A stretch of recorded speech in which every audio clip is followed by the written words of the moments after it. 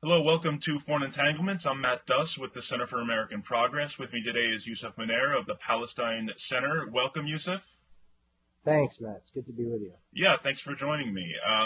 This is your first time on Blogging Heads. We always like new contributors, and I'm glad we finally got to do this after talking about this for some time.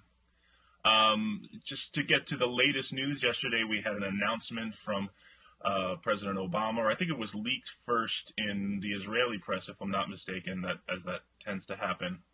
I'd have to check that. But President Obama visiting Israel probably in late March or early April. He'd taken a lot of criticism on not having visited Israel yet, and a lot of conversation about how many presidents have actually visited Israel and when have they visited Israel. President George W. Bush, of course, didn't visit Israel until the very end of his second term. But that's the way that sort of criticism goes. What are your thoughts on this trip, Yousef? Yeah, I mean it's interesting. The timing of it, I think, is interesting. Like you said, he faced a lot of criticism for not going, but I think that was primarily driven by politics. U.S. domestic politics more than anything else.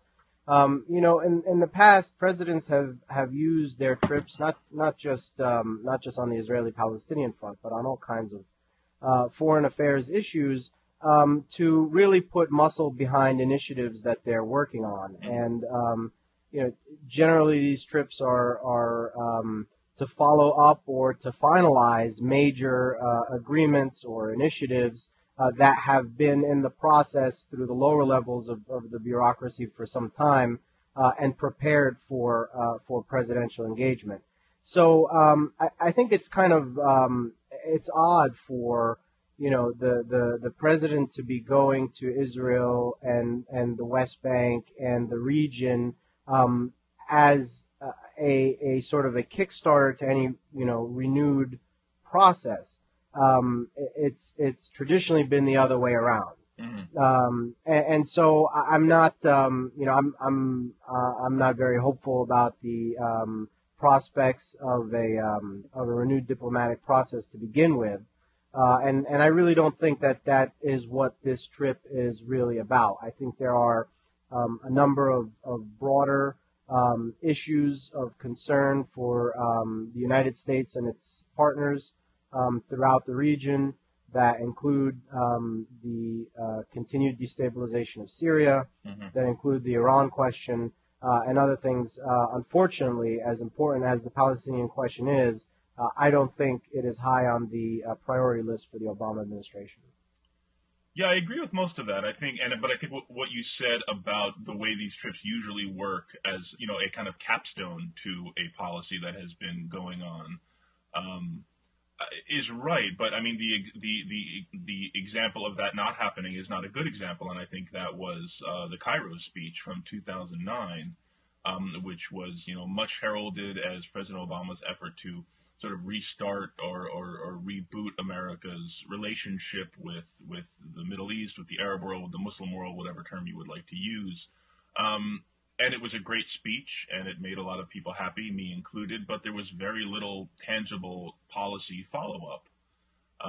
So I mean, for that reason and for the reasons you described, it's really unclear, you know, what the policy around what the policies accompanying this trip will be. I do think one thing is clear is that I think President Obama realizes that he made a mistake if he was going to make the peace process a priority. And I agree, it's not an immediate priority right now. I think there's a lot of groundwork, or at least the administration feels there's a lot of groundwork that has to be laid before they move into this in a real way. Is reaching out to the Israeli people, which I think it's possible to overstate that sort of criticism. But I do think it's real. I mean, if he wants to create the political pressure in Israel for genuine engagement on the peace process, then he's got to relate to the Israeli people, or at least enjoy some measure of confidence from the Israeli people. Do you think that's right? Well, I don't think we give the president of the United States and his office enough credit and the role of that office as a player here. The Israelis, including their government and their people, know very well that the United States is their number one supporter and friend. And so, I don't think that an individual president has to go make his case to the Israeli public. I think that that case is made very clearly by consistent military, economic, and diplomatic aid, regardless to what the Israelis have been doing, vis-a-vis the Palestinians or anything else in the region. So I think, yeah, it is. I think it's overstated that, that the President of the United States, Israel's best friend, clearly demonstrated best friend, has to, somehow grow the trust of the Israeli public. I don't think it's about that at all. I think that, early on, you're right, the President decided to get involved in this issue more than, his predecessors have at an early stage. Which I think was important and commendable. I think the Cairo speech was important and commendable, and it was a starting point. And the problem, as you mentioned, is there was no follow-up. There was no serious policy follow-up, and he made a very definitive statement in Cairo that the United States would not recognize the legitimacy of further Israeli settlements, but then backed down in the face of the Israeli Prime Minister when it came to the settlement expansion question. So while I think, he had good intentions early on in trying to get involved in this process and was right to identify that this is not a simple thing to do and take serious, long-term, consistent engagement at the highest levels of government for more than a term, which I think is one thing we often underestimate, is the importance of the American electoral cycle and domestic constraints on the ability of the White House to mediate. He understood that. The problem is they dropped the ball. They dropped the ball on the settlement expansion question, and they didn't push. And I think that, they were hearing from a number of people that, if they push too hard, they'll lose the Israelis on this. I think the opposite is true. I think that because they didn't push hard enough, they were able to give the Israelis the kind of wiggle room. The Israelis need the United States, and everybody knows that. And the United States has not leveraged that relationship to the extent that they can at all to make serious change on the ground. I mean, getting back to the point, I think it's useful to compare Netanyahu's behavior under Clinton and under Obama. Again, as I said, it's possible to overstate the extent to which the President of the United States personally needs to reach out to the Israeli people, but I think one of the reasons that Netanyahu felt that he could kind of stiff-arm Obama on settlements was, as you said, he enjoys a lot of support in Congress. That's a political reality in the United States. But also just that he perceived correctly very little domestic political cost, given the kind of lack of trust that opinion polls showed that the Israeli public felt toward Obama. I think that has changed now. I think President Obama has put in considerable effort to change that perception, and I think opinion polls show that he's been very successful. And I think a number of analysts, I think this is disputed, but I'm struck by how a few analysts have suggested, and even aides to Netanyahu have suggested, that one of the reasons that he did so relatively poorly in the recent Israeli elections is because Israeli voters perceived him to be a poor steward of the U.S.-Israel relationship based on the tensions that have existed between Obama and Netanyahu. Well, I think, as I mentioned earlier, the Israeli public values very much the relationship with the United States. What Netanyahu has been effectively able to demonstrate to his electorate is that the relationship that Israel enjoys with the United States can survive and can survive strongly, regardless to personality conflicts that he may have with the executive. And on the resume of Netanyahu, when it comes to the U.S.-Israel relationship, is multiple standing ovations in Congress before a joint session of Congress. Probably the most bipartisan agreement we've seen on anything during Obama's first term.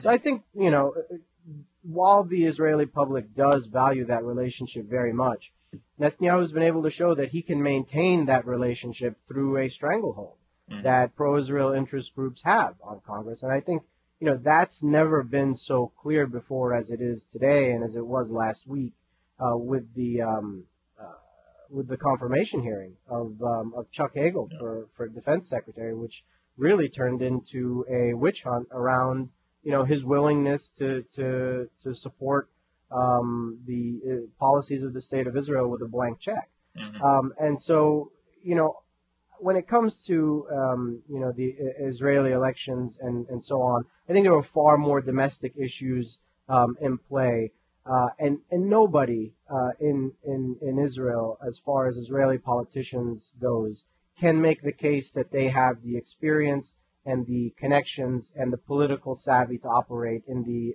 American domestic sphere as Benjamin Netanyahu can. That's just the survey of the Israeli political landscape right now. He has the most experience, and reality is he's going to be a 3-term Israeli prime minister. I mean, I think that's mostly right, but again, I mean, the fact is he did much worse than people predicted he would. I mean, 6 months ago, or even more recently than that, people were talking about him as King Bibi, and the overwhelming consensus, I think, is that the elections, even though he is going to be the next prime minister, was that this was a real disappointment for him.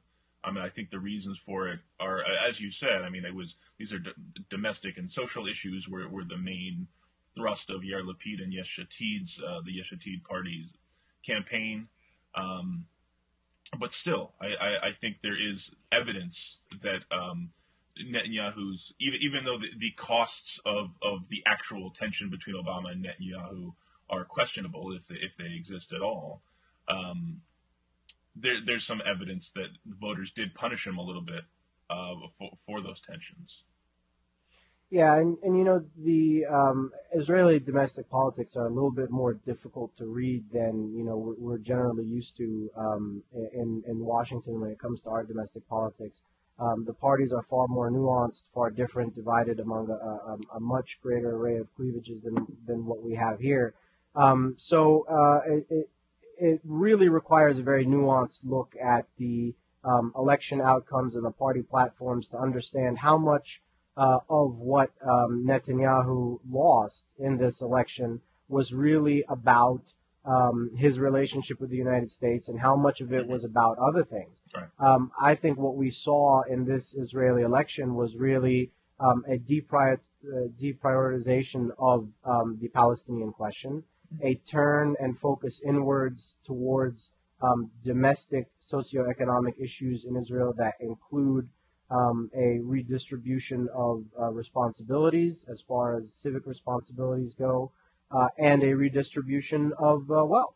And the parties that campaigned against Netanyahu that were most successful were the Yesh Atid party and the Labor Party. And of course, Yesh Atid was much more successful than Labor. Both of them, though, focused primarily on those socioeconomic issues and de-emphasize the Palestinian question. The parties that campaigned more vigorously on the Palestinian question or on the urgency of getting to a peaceful outcome with the Palestinians, they performed more poorly.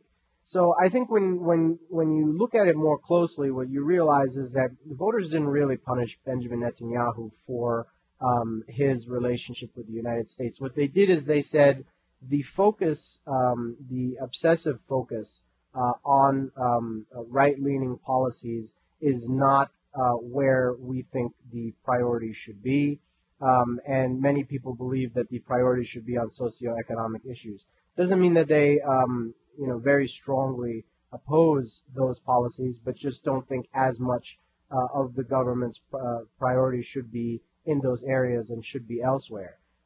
Interestingly, the results reflected the mobilization that we saw in the summer of 2011, which was a large outpouring into the streets, but one that was coalescing around these socioeconomic issues, and the question of the occupation was almost completely absent. And so I think that's what the election really tells us more than anything else. Well, I think that a lot of that is right. I would say that Meretz, the left wing party, made the peace process a major plank, and it doubled its presence in the Knesset, which is still small. I think it went from 3 to 6. Is that right? Yeah, I think it got up to 6 or 7. The final count may have swung it a seat here or there, but yeah, it performed a lot better than it did before. The Hot Noah Party, which is Tzipi Livni's party, got 7 seats as well. Mm-hmm. What we saw on the and I don't like to use the term left because I don't think that's appropriate. But what we saw among the opposition parties to Netanyahu's government was really the disintegration of the Kadima vote. Mm-hmm. And it funneled itself into different areas, including some to Labor, some to Yesh Atid, and a smaller portion to Meretz and a smaller portion to Hot Noah. But the bulk of it, really, the bulk of those people that were in opposition to Netanyahu went to the parties that were focused on the socioeconomic issues. But yes, Meretz did perform a little bit better than in the past.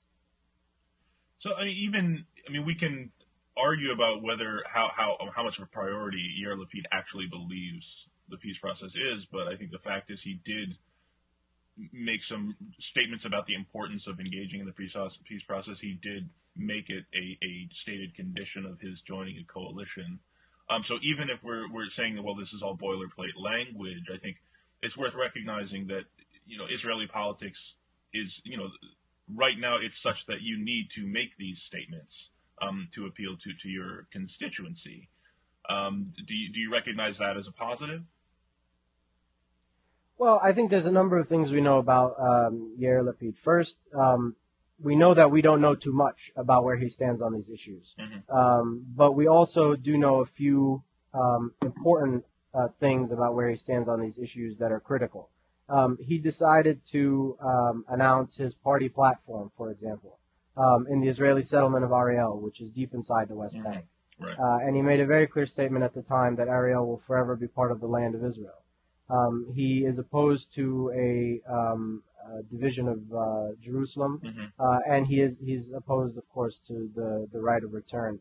And yes, I mean this is where the Israeli public is on most of these things. I think that we're often misled when we hear things about statements about the Israeli public is in favor of a two-state solution. Statistically, when you look at the polling, yes, the Israeli public is in favor of the concept of a two-state outcome. Mm-hmm. When you look at the individual issues and questions that are required to be, solved to get to that point, including the removal of the majority of settlements, including the division of Jerusalem, including, all the different final status issues, majorities of the Israeli public are opposed to those things. And so, yes, this is where the Israeli public is, and I think that should tell us a lot about what U.S. policies need to be, because we need to focus on changing the decision calculus in Israel, and putting forward policies that change the calculation. And what I mean by that is, Israelis have grown very comfortable with the cost of occupation for the most part. It's something that they can live with, and if there is no equitable peace in the next 10 years, for the most part, it doesn't bother most people. They're able to to a live their considerable lives. extent, it's internationally subsidized at this point. It is internationally subsidized, of course. The Oslo process has, if it's done one thing, it has allowed the Israelis to entrench their presence in the occupied territories while making the costs of that increasingly fewer. Yeah. And so, one thing we often hear from the liberal Zionist camp is this idea that ending the occupation is in the interest of the state of Israel, or the long-term interest of the state of Israel. I think that's categorically untrue. I think ending the occupation is in the interest of the idea of a Jewish democratic state. But that's different than the State of Israel. The State of Israel has a number of complex political and economic interests in the occupation that's very much vested there and would pay a very high price for ending the occupation. And so I think we need to come to that realization and say, how do we change the calculus in Israel to increase the costs of the occupation? Go ahead. What policies would you propose for the U.S. to do that? Well, I think there are a number of steps that can be taken, and the first and perhaps most important thing is stop acting as an enabler. We're not only allowing the Israelis to go back on their own commitments from the roadmap when it comes to settlement expansion and international law, but we're continuing to support the Israelis in every possible way as they do this. I don't understand how in every other possible scenario where we want to see changes in state behavior across the foreign policy universe when it comes to our bilateral relations with different states, why we don't use all the tools at our disposal in the Israeli case to reach those objectives. We number one should not be continuing to aid the Israelis as they perpetuate occupation, and we need to use sanctions to change Israeli behavior as well. These are the tools in the foreign policy toolbox that are used for every single state. Either we're going to do all that we can to achieve the policy objectives that we state, or we should stop pretending that that's actually what we seek to achieve. Because the reality is our policies have only enabled the exact opposite, which is the continued entrenchment of occupation. So turning to President Obama will be visiting both Israel, the Palestinian territories, or the West Bank, as well as Jordan. What do you think? I mean, it seems clear that he's trying to empower, or one of the goals will be to empower Mahmoud Abbas a bit here. Do you see that as working at all? Well, I think this is part of a policy that the Obama administration sort of, picked up from their predecessors in the Bush administration, and I think it's fundamentally flawed, needs to be reevaluated. That's this idea that you can play the quote-unquote Palestinian moderates against quote-unquote Palestinian extremists. The reality is, if you are ever going to achieve the stated goal of U.S. policy, which is a negotiated two-state solution, you need a legitimate and representative Palestinian partner. And attempting to play moderates off, so-called moderates off so-called extremists, is only entrenching the divide.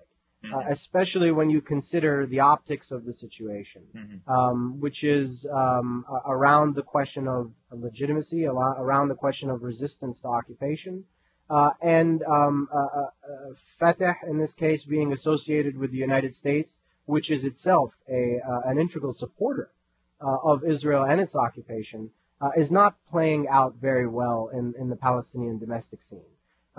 So we've been very unsavvy in terms of U.S. policy towards Palestinian domestic politics, and we've only entrenched a divide that is ultimately going to come back to bite us, I think, if we're serious about a negotiated two-state outcome.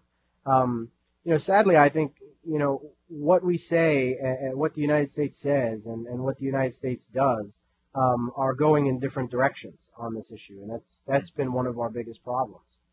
Just draw that out a bit more. In like how are they going in different directions? Well, we state Washington has stated, for example, that it is in the that a negotiated two-state outcome to the Israeli-Palestinian question is in the United States' national interest.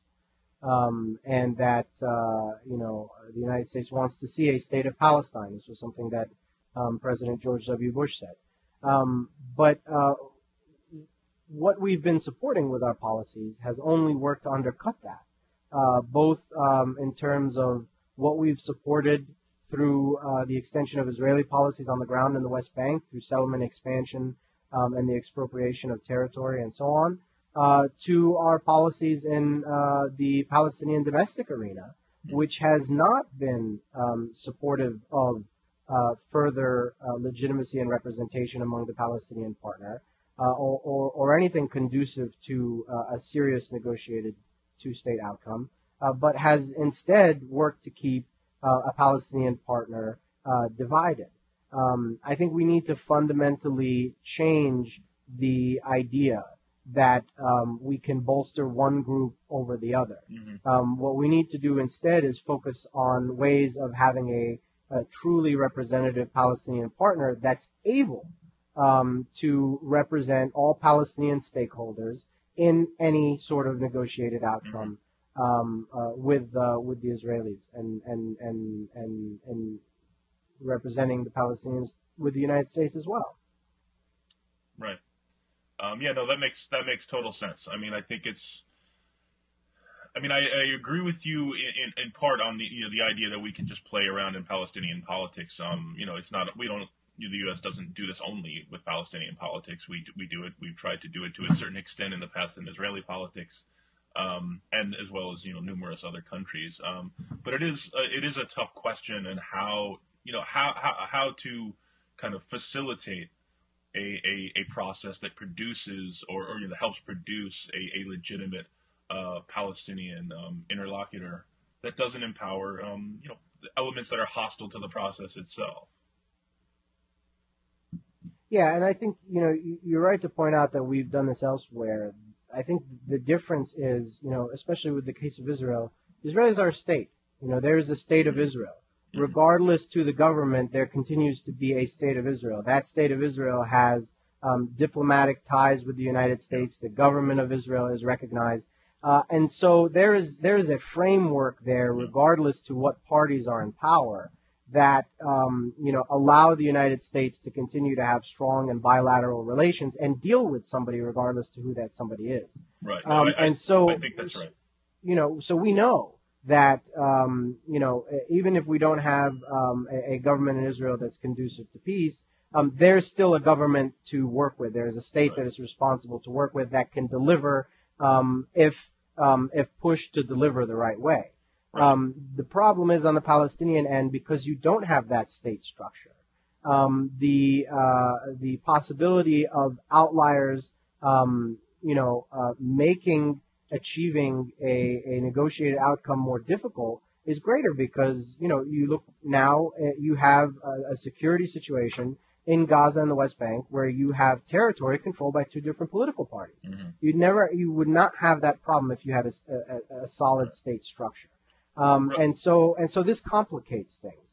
You look, for example, at and it's hypocritical in a way because you look at our stance towards the United States' stance towards Hamas and the insistence on accepting Quartet principles, for example, for inclusion in the process. We never put forward, the United States never puts forward those same sorts of demands for Israeli political parties. Right. Because I'm smiling right now because I was about to bring up that exact point.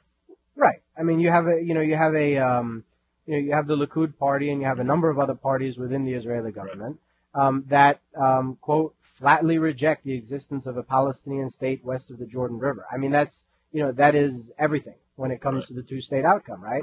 But because there's an Israeli state that the United States has relations with, we do not treat their domestic politics the same way we treat Palestinian domestic politics.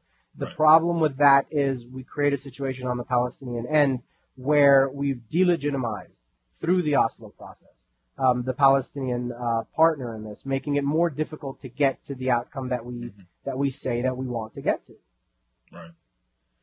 Well, let's shift over as for our final topic here. Let's just talk for a few minutes about the Chuck Hagel hearings last week, which I wrote a piece for the American Prospect calling it a circus. I think that was probably a bit kind.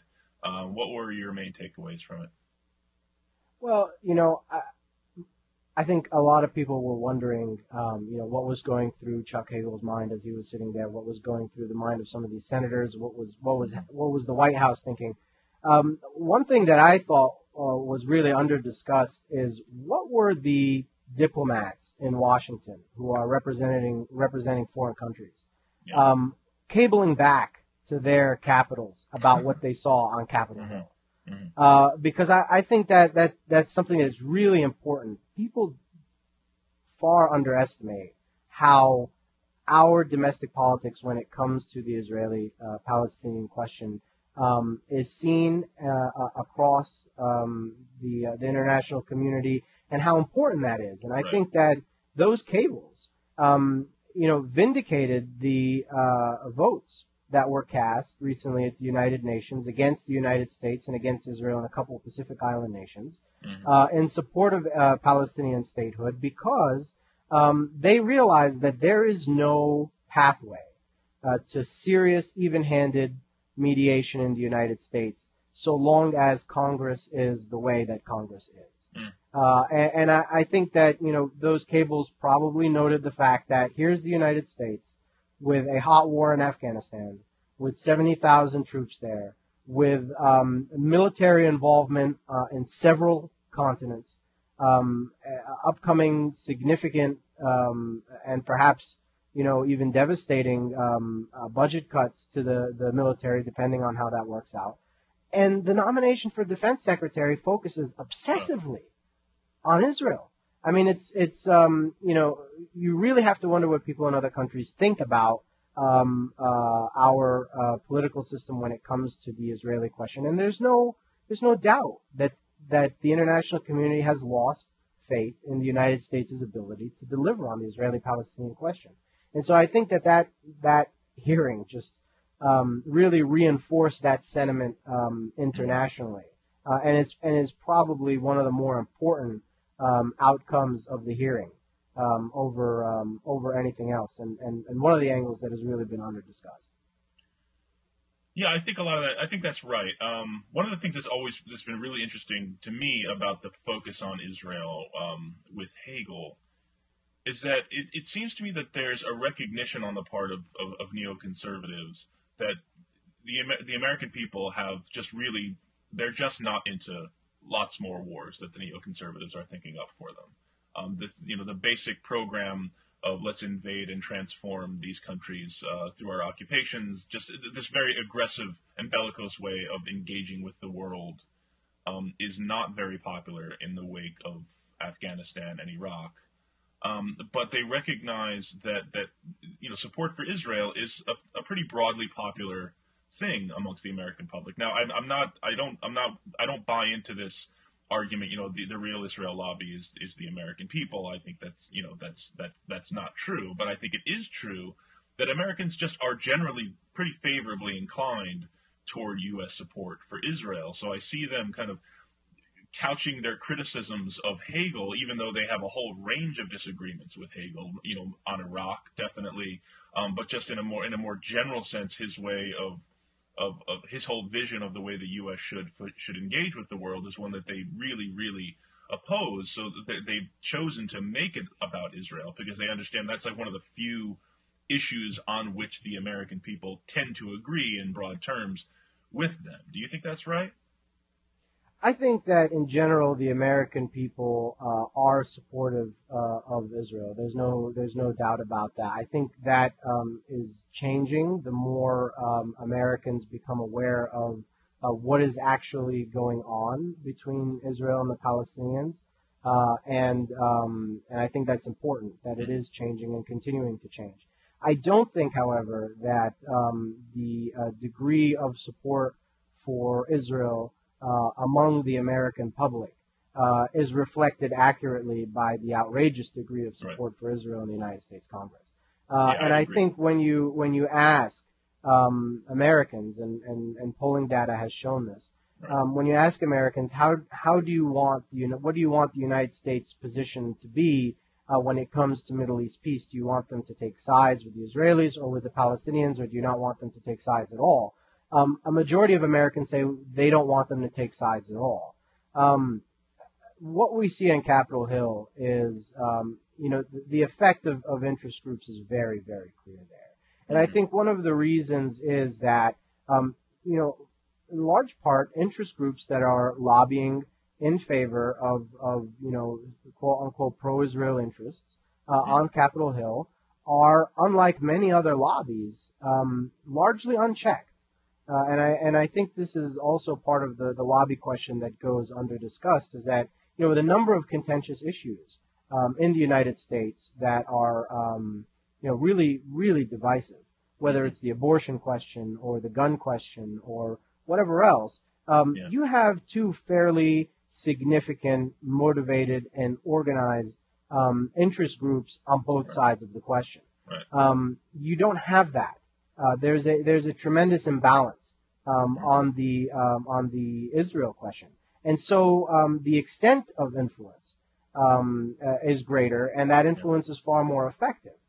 You will never hear, for example, the President of the United States call out the Israeli lobby in the way that the President of the United States called out the gun lobby recently. Yeah. When it came to their influence on Congress. Part of the reason is the president does not have sufficient cover politically to be able to do that, because there is not a significant and effective opposition to pro-Israel interest groups on Capitol Hill. And that unchecked influence, I think, has resulted in the kind of debacle that we saw recently in the Hagel hearing, and is the primary obstacle to even-handed U.S. mediation of the Israeli-Palestinian question. All right. Well, I think that brings us to the end. Thanks a lot for the conversation, Yousef. I hope we can do this again soon. Thanks, Matt, for having me. All right. Take care.